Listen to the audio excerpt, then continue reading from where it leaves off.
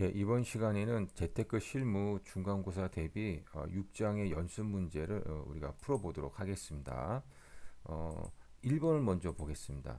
1번을 보니까 그 자산운용 회사가 여러 고객이 투자한 자금을 모아서 뭐 양도성 예금 증서, 기업보험 등에 투자를 하고 이렇게 해서 얻은 수익을 고객에게 돌려주는 그런 어떤 상품을 물어보고 있습니다. 요거는 우리가 이제 MLF라고 할 수가 있겠습니다. 머니 마켓 펀드라고 해가지고요. 우리나라 말로는 이걸 갖다가 이제 단기 금융 상품 펀드라고 이렇게 이야기를 하는데 단기 금융 상품 펀드라고 이야기는 잘 안 하고요. 그냥 MLF라고 주로 이야기를 합니다. 그래서 MLF는 고객이 이제 돈을 주면 그걸 갖다가 안전한 자산에 투자해가지고 수익이 나면 고객에게 돌려주는 그러한 상품이라고 보시면 되고요. 주로 이제 증권회사에서 이제 판매를 하고 있습니다. 자, 2번을 보도록 하겠습니다. 2번 보니까는 결제 기능을 결합했다라고 되어 있습니다. 그래서 그 밑에 걸 읽어보니까는 뭐 종금사나 증권회사가 고객의 돈을 모아서 뭐 국공채 같은 것에 투자하면 그래서 수익이 나면 고객에게 돌려주는 뭐 그런 어떤 상품이라고 되어 있는데요. 뭐 비슷하게 이제 방금 전에 봤던 MF하고 비슷하지만 여기서 보니까 이제 결제 기능을 결합했다라고 되어 있습니다. 그래서 뭐 급여 이체를 한다거나 혹은 뭐 카드 결제를 한다거나 이런 어떤 기능을 결합했다라는 겁니다. 그래서 요 상품은 바로 이제 CMA가 되겠습니다. CMA. CMA를 갖다가 우리는 우리나라 말로 이제 어음 관리 계좌다 이렇게 이야기합니다. 근데 이제 어음 관리 계좌라고 하기보다는 그냥 CMA라고 하는 경우가 훨씬 많습니다. 예. 자, 그래서 2번의 답은 CMA입니다. 자, 3번을 보겠습니다. 3번은 종금사나 증권회사가 영업자금 조달을 해. 그렇죠. 뭐 증권회사도 이제 돈이 있어야 되니까 돈이 있어야 주식이나 채권 같은 것을 투자하지 않겠습니까? 그래서 이런 어떤 투자 자금을 마련하기 위해서 혹은 운영 자금을 마련하기 위해서 자체적으로 이제 어음을 발행하는 겁니다. 여기서 이제 융통어음을 발행한다라고 되어 있는데 융통어음은 상품 거래하고는 아니 그러니까 상품 거래하고 상관없이 자금 조달을 목적으로 이제 발행되는 어음을 이야기합니다. 그래서 이제 자금을 조달하기 위해서 융통어음을 발행해서 이렇게 발행된 어음을 투자자에게 팔고 대신 자금을 조달받는 거죠. 예. 그러니까 한마디로 말해서 이제 증권사가 어, 돈 빌리려고 어음을 하나 발행해서 투자자에게 판매하고 돈 빌린 겁니다. 자, 그 이건 뭐냐 그러면 이런 거 우리는 이제 발행어음이라고 합니다. 발행어음. 예. 그래서 3번의 답은 발행어음이 되겠습니다. 자, 그 다음에 이제 4번을 보도록 하겠습니다.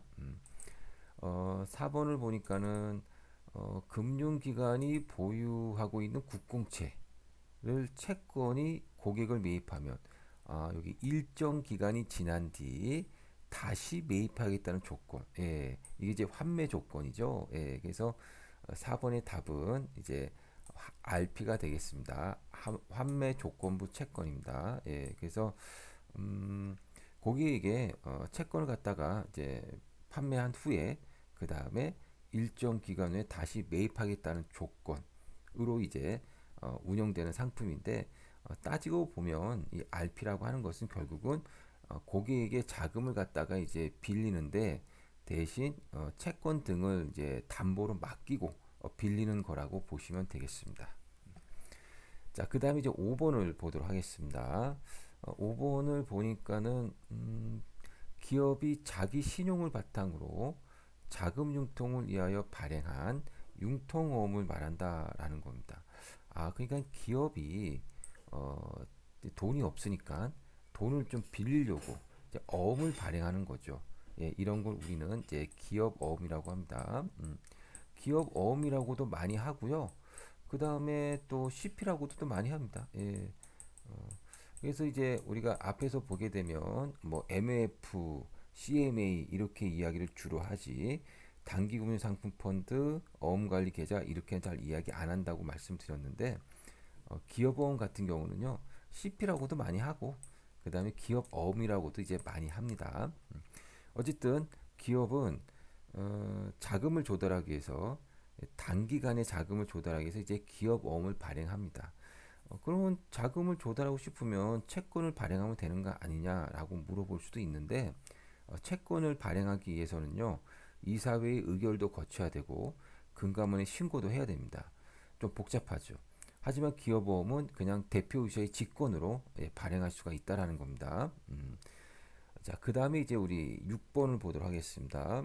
6번은 보니까는 통장 하나에 청약 저축, 청약 예금, 청약 부분 등 기존 주택 청약 통장의 어떤 기능들이 다 통합이 됐다라는 거죠. 예. 그래서 옛날에는 이게 세 가지가 있었어요, 종류가. 저축, 예금, 부금. 그래서 뭐 잘하는 사람은 잘 알았겠지만 또 잘 모르는 사람은 아니 저축은 또 뭐고 예금은 또 뭐고 부금은 또 뭐냐 헷갈린다라는 겁니다. 그래서 이 세 개를 통합을 시켰습니다. 그래서 나온 것이 바로 주택 청약 종합 저축입니다. 주택 청약 예, 종합 저축 종합 저축 예. 그래서 지금은 이제 새롭게 청약 통장에 가입할 경우 뭐 저축 예금 부금에 드는 게 아니라 주택 청약 종합 저축에 가입하시면 되겠습니다. 자, 그다음에 이제 7번을 보도록 하겠습니다. 7번을 보니까는 발행어음과 표지어음에 대한 설명으로 적합하지 않은 거 그랬네요. 먼저 1번을 보시면 발행어 그러니까 우리가 발행어에 대한 어떤 그 정의를 좀 잘 알아야 되겠죠. 예. 아까 전에 우리가 이제 발행어음에 대해서 잠깐 설명을 드렸습니다. 그래서 이 발행어음은 증권사가 자금을 빌리려고 자기 신용으로 어음을 발행해서 고객에게 팔고 자금을 조달하는 겁니다. 예. 그래서 1번은 설명 잘 되었습니다. 예, 맞는 말이고요. 2번 표지어음입니다. 표지어음. 표지어음이라고 하는 것은요. 이제 은행이 기업이 가지고 있는 어음을 매입해요. 그래서 어음을 할인해 주고 기업에게 자금을 조달해 줍니다. 그러면 이제 은행은 어음을 많이 가지고 있겠죠. 그러면 이렇게 많이 가지고 있는 어음을 쪼개거나 아니면 또 묶어 가지고 새롭게 그 은행이 자기 신용으로 이제 발행을 합니다. 그런 게 바로 이제 표지 어음이라고 보시면 됩니다. 2번도 설명을 잘해 놨고요. 그래서 맞는 말입니다. 3번을 보시면은 두 상품 모두 예금 보호의 대상이 된다라고 했는데 요거는 적합하지 않습니다. 예. 표지어음은 그 예금 보호가 되는데 발행어음은 되는 것도 있고 안 되는 것도 있다라고 보시면 돼요. 그래서 종금사 발행어음은 보호가 됩니다. 근데 증권사에서 발행하는 발행어음은 보호가 되지 않습니다.